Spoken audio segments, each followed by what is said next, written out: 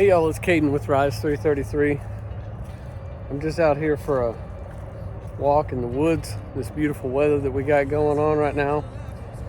And I've been thinking about a familiar story that probably most of you have heard before, about a lady who was caught in a flood. I actually think the story started off as a joke, but it's gained some traction over time. Anyways, as the story goes, there was a lady in her home and the rain began to fall and the waters began to rise. As the waters got about waist deep, a boat came by and said, "Get in, lady, we'll save you." She said, "No, the Lord will provide." So the boat went on. Next thing you know, the water got up to about as high as the roof, and another boat came by and said, "Get in, lady, we'll save you." She said, "No, the Lord will provide." So the boat went on. Next thing she knows, she's up on the peak of the roof of her house. And the house is almost completely underwater, and a third boat comes by and says, "Get in, lady, we'll save you." She said, "No, thank you, the Lord will provide." The waters ended up rising even further. The lady drowned. When she got to heaven, she demanded at once to speak to God. She was granted a meeting, and when she got into the same room with God, she began to scold him and say, "God, I trusted in you. I had faith in you.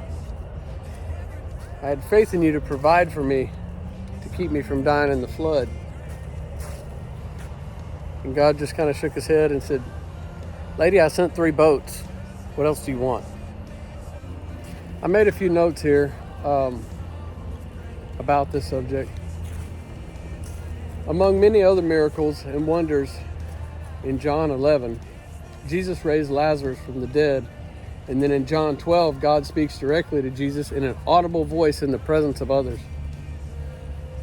And yet later in verse 37, it says, "But despite all the miraculous signs that Jesus had done, most of the people still did not believe in him."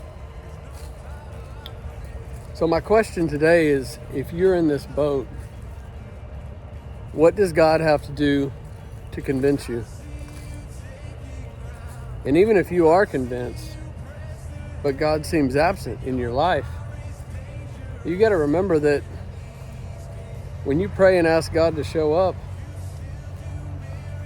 he might show up in a way that you didn't expect or couldn't have anticipated, or maybe in a way that you don't even prefer.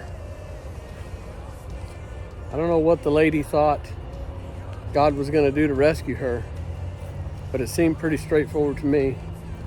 So the last note that I made here says, stop waiting on God to conform to your will, because it's time to conform to his will before it's too late.